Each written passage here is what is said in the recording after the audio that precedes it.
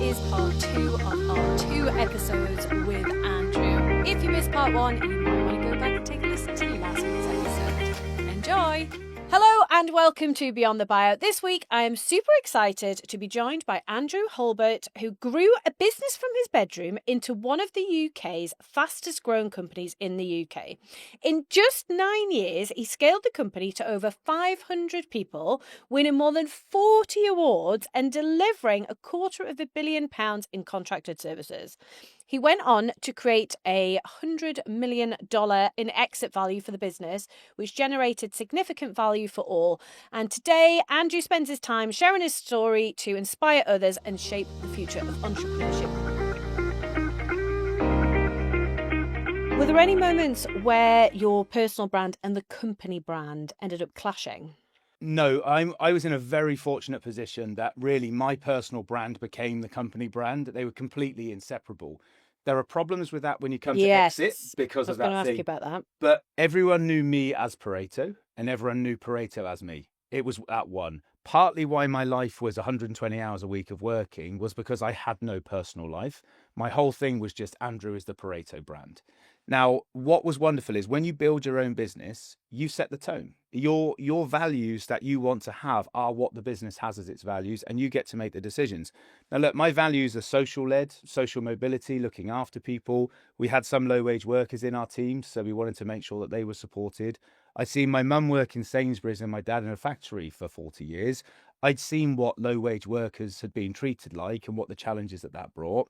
I also deeply cared about marginalised communities in one way or another. So whether it was LGBT+, people from different ethnic backgrounds, neurodiverse people, people who struggle with alcohol, drugs, suicide, whatever it was, I knew I had a strong voice to support them and I had a confidence in doing so. Now, look, I sit here as a straight white, middle class, 6'3" millionaire. I'm not really struggling in life because everything's easy for me, but I understand that that's not the same for everybody. Now, what that enabled me to do with my own brand into Pareto was the 15 senior leaders that we built were diverse in all ways. So in that group of 15, it was balanced men and women. There was representation from all those groups that I've just mentioned.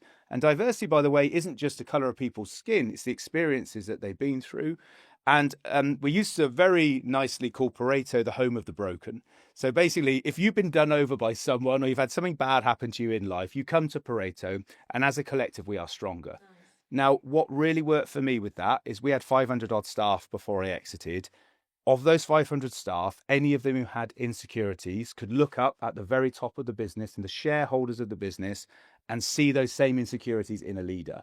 And for me, that gave them hope that that insecurity wasn't going to hold them back. And it's very sincere and very real. Now, that is my brand. And so as Andrew or as Pareto, and those things got completely interlocked. And when you got to the point where you were approaching the sale, did you kind of pull back anything in terms of your visibility? How did you handle that? Yes, so very, very deliberately. So we knew that we would be selling in maybe 12 to 18 months. Now, for anyone that sold a business, you don't really know how long it's going to be. You just make your plans. We hired a whole new C-suite. So we brought a new C-suite of people in. We even brought a new CEO in, which for anyone... That felt weird. Well, it was strange, but I'd sort of come to terms with this idea that if I was going to properly exit through an investment event, I didn't want to be the one sat in front of the new investors trying to convince them that I was the guy that was going to do it. We very deliberately moved me back to non-exec. Yeah. And again, look, just some good advice for people who want to do the same.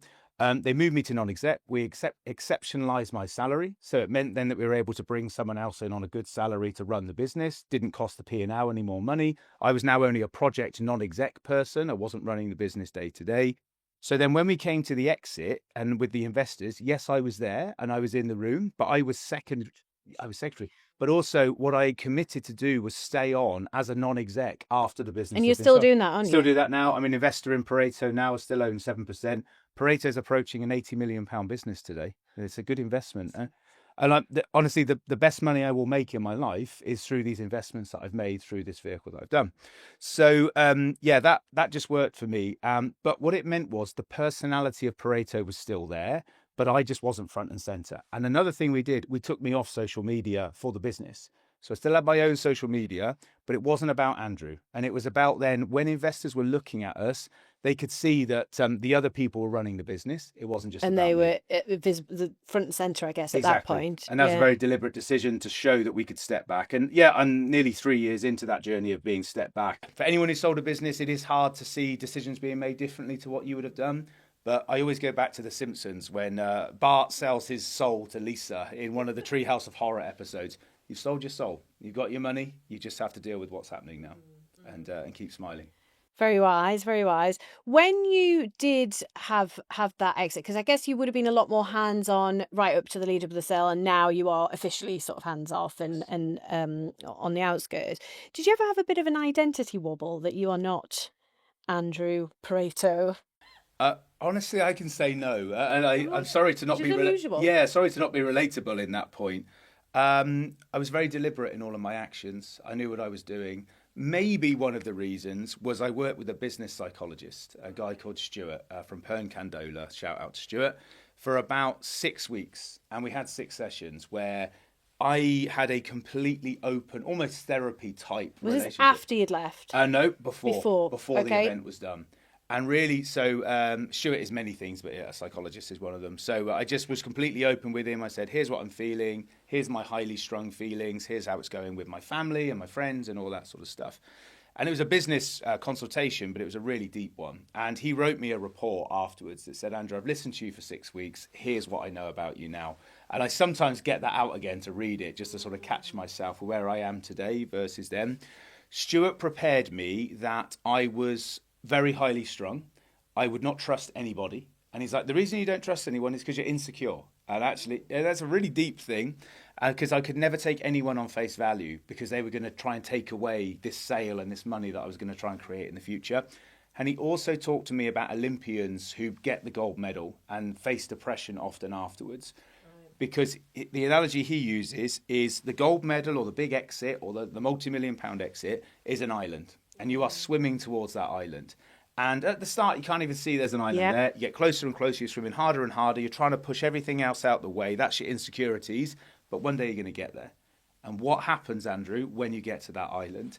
So like buying the farm and being with the kids and all that stuff and re-engaging with my friends, I knew that's what I wanted to do. And I had 2 or 3 really specific things I wanted to use the money for as well. But I didn't lose my identity. Even today, and I chair the Institute of Workplace now, my identity is still Andrew, and my identity of what I believe in. And it won't be a surprise that the board of the Institute of Workplace is now the most diverse board I've ever worked on. And so, again, actually, we have more women in leadership on that board than we do men. And that's a completely deliberate thing. And especially when our membership in IWFM is 85% men. Yeah. But the leadership is very different. So, and if you live those values very genuinely, people will follow and you attract the right sort of people. And I love the board that I work on there. Again, all types of diversity are represented. And we just had our Christmas dinner last night. Absolutely brilliant. So very, very comfortable with that. That's amazing. You've now got the luxury of choice, right? And how do you decide what to say yes to and what to politely walk away from when it comes to opportunities that are presented to you now? I'm still a nice person, so generally, you'll get some comments about what I'm about to say. Generally, I will take a meeting with somebody if they want to have a meeting for something. I'm not at a level where I'm too busy to do that at the moment. I will usually listen, and then I will usually just say, this is for me or this isn't for me. What money gives you is choice, as you say. So I don't need to do anything now, don't need to make any investments. I have enough money to last me for the rest of my life, and my children have a great life as well. What I still want to do is find entrepreneurs that are really up for it. And actually, I don't need the polished ones. Because like me, I like the rough ones. And there's an entrepreneur at the moment who I'm working with who's asking for investment, about £250,000.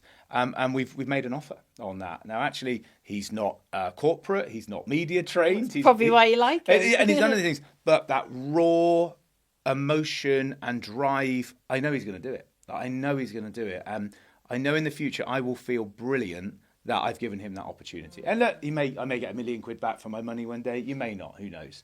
But there's some great things that you can do from that perspective. So yeah, I think just for me, it's about gut now.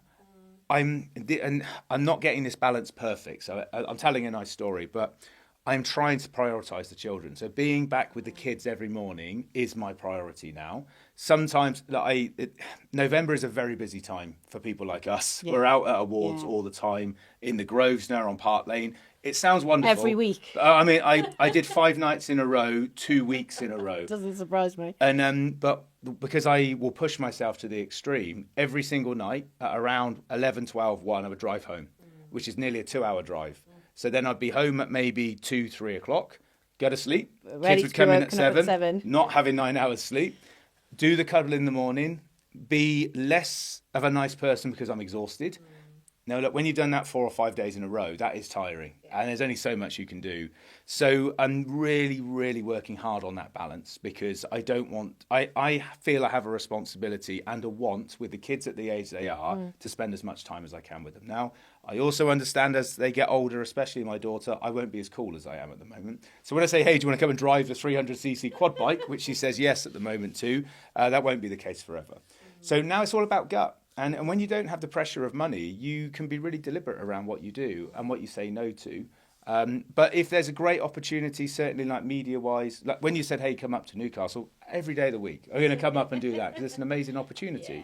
And we're talking about the networking skills that I had within my sector. I'm now trying to use those a bit wider. I think that, and that's a really easy skill. You just have to be a nice person. Yeah, which you are. Oh, that's kind of. Would you say that you're more or less visible now versus when you were in the business? In the sector of property services and workplace, I was much more visible then. Which makes sense. Yeah. I am more visible now on my social media channels. So I didn't have any like Instagram, TikTok or YouTube until about 4 or 5 weeks ago. Okay. So I didn't have a brand on any of those things. So now it's intentional. Now it's intentional. Right. So, for example, doing meetings like this, which I love doing in person because there's so much more emotion in it and like connection.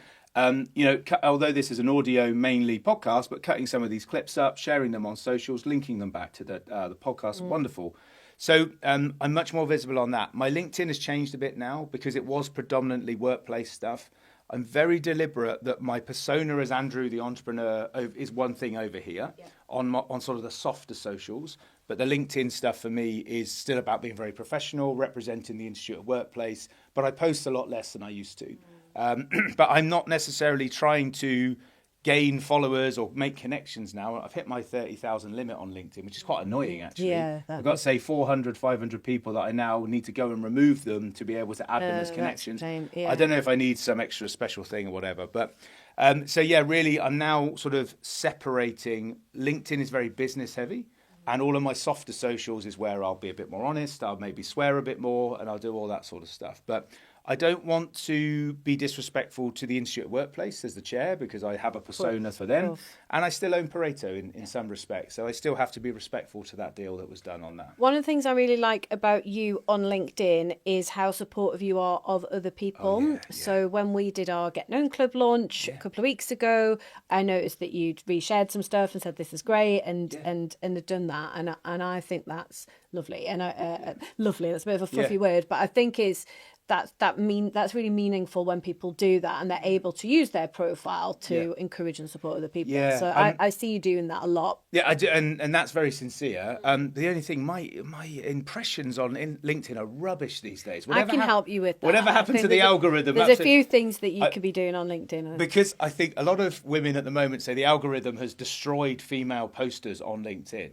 And I think because of the style of my content, maybe LinkedIn thinks I'm a woman and is pulling me back as well on that. I think LinkedIn algorithm in general is knack and reach for people. So it's the same for everyone. So it's not necessarily a thing. And I think that it's because people are getting more savvy to the fact that LinkedIn is actually a really useful platform and people are having training. We do loads of LinkedIn training.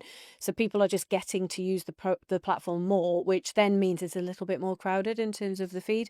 So I think there's a lot of it to do with that. And then I think there are some hacks and tricks around not reposting stuff because it knacks your reach or making sure that you post at the right time and some basics like that I think help.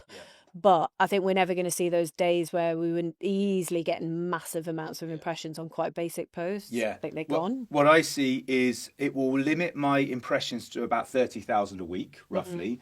sometimes whether I post twice a week or 15 times a week, it will only still get to 30,000 Yeah, impressions. and I think less is more as well. Yes, and that's probably I think less but better quality. Yeah. So when I'm doing training with someone or strategy with someone, I'll say just do 1 or 2 posts, but make sure they're your own. You're not reposting because that limits the reach, and that they're just good quality posts with decent pictures and things like that. So it's quite basic in that sense. For 100 days, I did polls on workplace stuff. Bloody hell.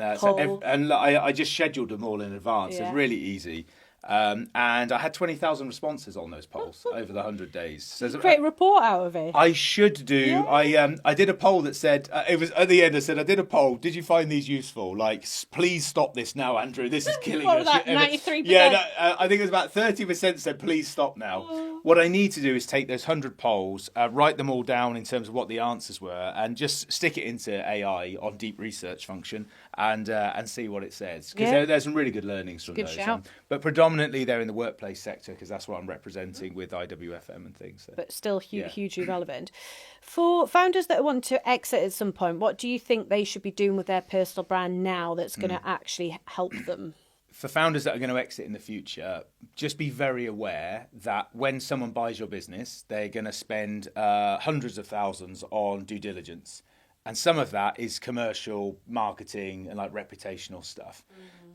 So if you've got views about things like politically that you're willing to share online, I would just be cautious about those. That's really wise.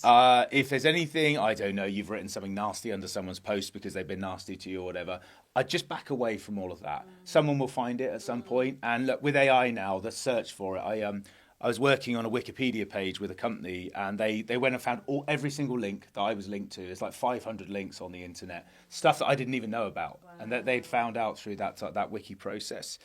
And all of it's good, and it's okay from my side. Apart from I once lost 9 stone, and Lad Bible picked it up. And Lad Bible made it look like I gained 9 stone to their 40 million people. And so I had 2,000 comments calling me a fat whatever underneath it, which, by the way, if you get that, you just have to laugh because they know they don't know you. I went on a 500-calorie diet for 7 months and lost 9 stone. I wouldn't recommend that. That was before Manjaro as well, by the way. I did it all with mindset. So just be very aware of the negative stuff people are going to find, but also be aware they're going to find the positive stuff. Mm-hmm. Purposefully plant your stories. Yes. Purposefully create a trail. What we did when we were seeking investment is very deliberate, doesn't cost any money.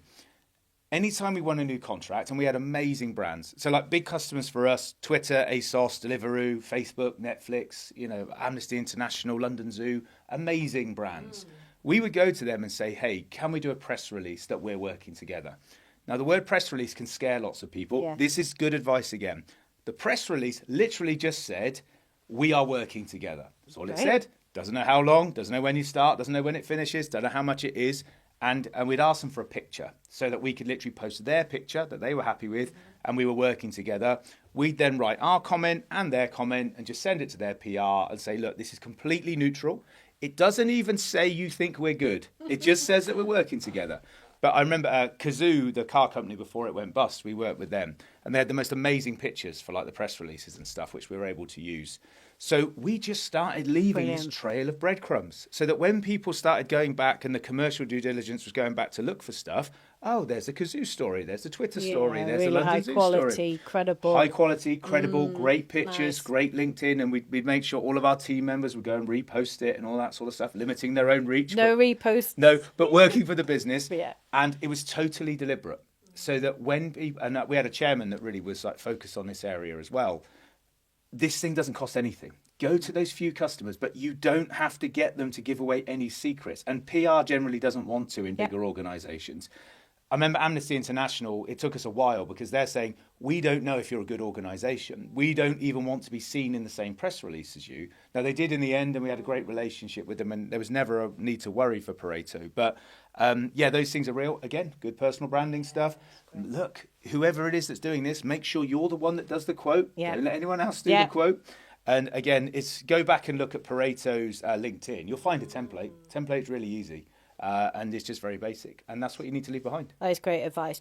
If you had to sum up your personal brand in 3 words for now, what would they be? I think empathetic, I think adventurous, and I just think like warm. It's just like warmth is what I feel. I think I am empathetic to others now. I understand, having been there and done it, I understand what it's like. I have to catch myself sometimes. I'm in a very, very lucky situation financially. I may be saying something, not meaning to boast, and it's very easy to get into that. And I may be moaning that I bought a £100,000 yellow McLaren, and I felt like I felt like a knobhead driving it, so I sold it and lost 10 grand on it. That isn't a great story to be able to tell. I'm adventurous because I love travel, and I'm so ambitious for just traveling around. And so, as well as obviously spending lots of time with the kids, I go on lots of like 2-night holidays, often on my own. So I just go and explore. So I'm going to like Lithuania and Latvia, like just after Christmas, for example, and Estonia on the Russian border. Wish me luck. And then the last one is just warmth. Like I really mean this, whether you believe me or not, anybody, it is just, I love being with my family. And that is coming across so loud and clear. Yeah. But that's all that matters now. I love and that. Also, we take for granted, forget money, we take for granted every day that everything's going to be the same. And it won't be. So one day someone you love will die. One day someone you love will walk out of your life. One day something bad will happen. So when it is not that day, make the most of how amazing it is to be in that moment. You couldn't have convinced me before I did the business that is where I would find happiness, because I had a chip on my shoulder. I had to do it. No one, not even my own mother, was going to tell me that was going to be right. And but now, if I could have just listened to myself, I probably could have got the balance better through the last 10 years. Yes. And I feel a real importance in sort of going back and trying to make up for that now. But that's where the warmth comes in and enjoying it. And the moment you can leave your phone in a different room and be in that warm embrace with whoever you love, if you have kids or not, doesn't matter, whoever you love, that's wealth.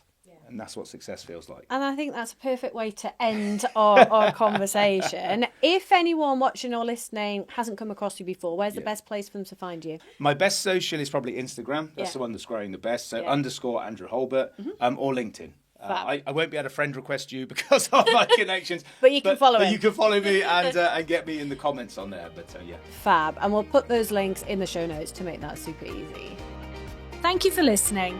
If you're serious about growing your profile, take our free profile assessment quiz to see where you're at right now and get hints and tips on how to improve your score. You'll find the link to the quiz in the show notes. If you've enjoyed the episode, it would be mint if you'd subscribe, like, and leave a review. See you next Monday.